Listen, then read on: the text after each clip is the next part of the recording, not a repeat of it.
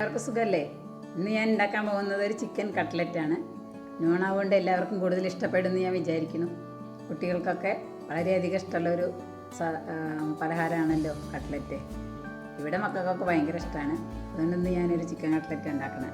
അതിനെ എങ്ങനെ ഉണ്ടാക്കാൻ നമുക്ക് നോക്കാം. ഒക്കെ ഡിസ്ക്രിപ്ഷൻ ബോക്സിൽ കൊടുത്തിട്ടുണ്ട്, എല്ലാവരും അതുപോലെ ചെയ്യും. ബോൺലെസ് ചിക്കനാണ് കട്ട്ലറ്റ് ഉണ്ടാക്കാൻ വേണ്ടിയിട്ട് വാങ്ങിച്ചത്. അതേ അളവിൽ 300 ഗ്രാം ഉരുളക്കിഴങ്ങ്. ഇത് രണ്ടും കൂടി നമുക്ക് കുക്കറിലിട്ടിട്ട് ഒന്ന് വേവിച്ചെടുക്കണം. കുക്കറിലിടാം. 1/2 ടീസ്പൂൺ മഞ്ഞൾപ്പൊടി, ടീസ്പൂൺ കുരുമുളക് പൊടി, 1 ടീസ്പൂൺ ഉപ്പും ചേർത്തിട്ട് നമുക്കത് വേവിച്ചെടുക്കണം. വേവാൻ ആവശ്യമായ വെള്ളം കുറച്ച് ഒഴിക്കുക. ഉരുളക്കിഴങ്ങിൻ്റെ പീസ് പിന്നെ ഉടച്ച് എടുക്കണം.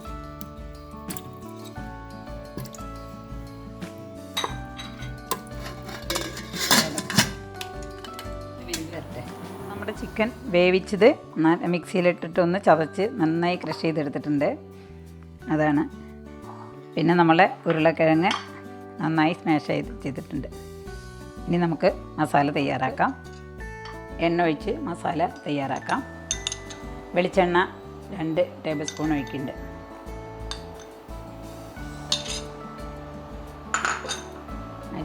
എണ്ണ ചൂടായി വന്നിട്ടുണ്ട്. അതിലേക്ക് നമുക്ക് 1 സ്പൂൺ പെരിഞ്ജീരകം ഇടാം. പെരിഞ്ജീരകം മൂത്ത് വന്നിട്ട് വേണം നമുക്ക് സവാള അതിലേക്ക് ഇടാൻ. പെരിഞ്ജീരകം മൂത്ത് വന്നിട്ടുണ്ട്.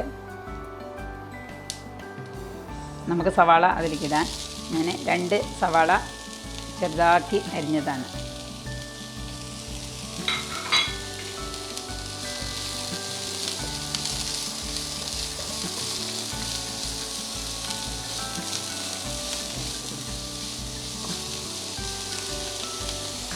സവാള പെട്ടെന്ന് മൂത്ത് വരാൻ വേണ്ടിയിട്ട് ഒരു ലേശം ഉപ്പ് ചേർക്കാം. ചിക്കൻ വേവിച്ചപ്പോൾ നമ്മൾ ഒരു ലേശം ഉപ്പ് ചേർത്തിട്ടുണ്ട്. ഇനി സവാള വാടാൻ വേണ്ടിയിട്ടാണ് നമ്മൾ ഉപ്പ് ചേർക്കുന്നത്. നല്ലോണം ചുവക്ക വാടുമൊന്നും വേണ്ട, കുറച്ച്, പക്ഷെ എന്നാലും ഒന്ന് മൂക്കണം. നമ്മുടെ ഉള്ളി വാടി വന്നിട്ടുണ്ട്. അപ്പോൾ നമുക്കതിലേക്ക് ഇനി വെളുത്തുള്ളി ഇഞ്ചി പേസ്റ്റ് 1 ടീസ്പൂൺ ചേർക്കാം.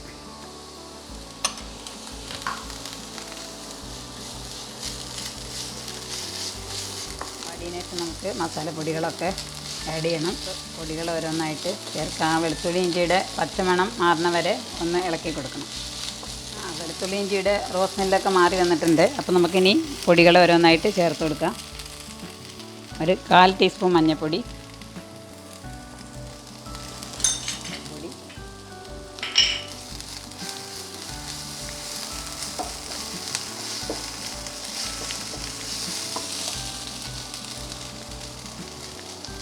അര ടീസ്പൂൺ കുരുമുളക് പൊടി, 1/2 ടീസ്പൂൺ ഗരം മസാലയുടെ പൊടി, പെരുംജീരകത്തിൻ്റെ പൊടി 1/2 ടീസ്പൂൺ, ഇനി ചെറിയ ജീരകത്തിൻ്റെ പൊടി 1/4 ടീസ്പൂൺ ചേർക്കുന്നുണ്ട്. മസാലയ്ക്ക് നല്ലൊരു സ്മെല്ല് കിട്ടാൻ വേണ്ടിയിട്ടാണ് നമ്മൾ ഇതൊക്കെ ചേർക്കുന്നത്. ഞാൻ ഇനി പച്ചമുളക് 2 എണ്ണം ചെറുതാക്കി നുറുക്കിയത് 2 എണ്ണം. കുരുമുളകും മുളക് പൊടിയൊക്കെ ചേർത്തിട്ടുണ്ട്, എന്നാലും പച്ചമുളക് കുറച്ച് ആവശ്യമാണ്.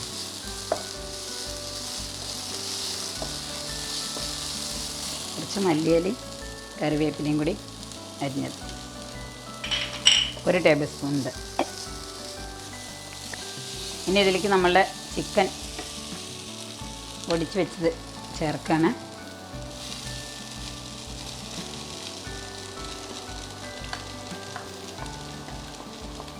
ഉപ്പൊക്കെ അതിലാദ്യം ആവശ്യത്തിന് ആദ്യം ചേർത്തിട്ടുണ്ട്. പിന്നെ അത് ഇപ്പം നമ്മൾ കുറച്ചും കൂടി ചേർത്തിട്ടുണ്ടല്ലോ. ഇനി ഇതിലെ ഉരുളക്കിഴങ്ങും ആഡ് ചെയ്യാം.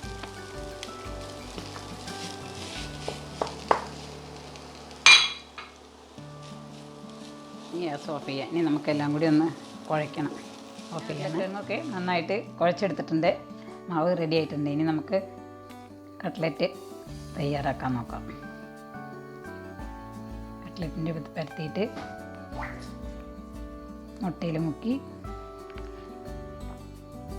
റെഡ് കപ്സിൽ പൊതിഞ്ഞെടുക്കാം.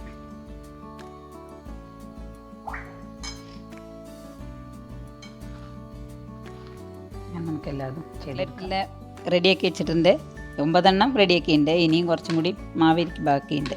പക്ഷെ അത് പിന്നീട് ചെയ്യാമെന്ന് വിചാരിച്ചിട്ടാണ്. നമുക്കിന്ന് കട്ട്ലറ്റ് തയ്യാറാക്കാം. കട്ട്ലറ്റ് നമുക്ക് വറുത്തെടുക്കാം. എണ്ണ ഒഴിക്കട്ടെ.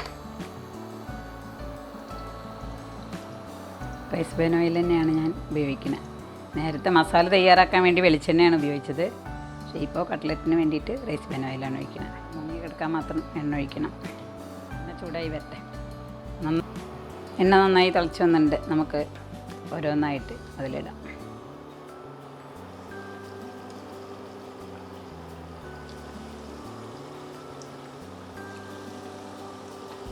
കുറച്ച് ലോ ഫ്ലെയിമിലാക്കാം, അല്ലെങ്കിൽ എന്താ അറിയോ പെട്ടെന്ന് കരിഞ്ഞു പോകും. ബ്രെഡല്ലേ,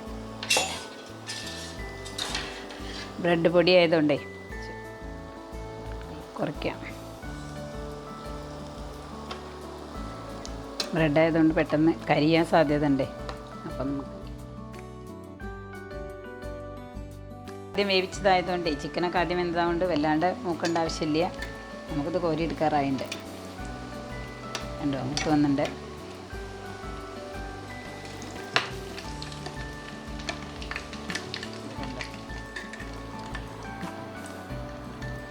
ഇതേപോലെ നമുക്ക് ബാക്കിയും കൂടി ചെയ്തെടുക്കാം.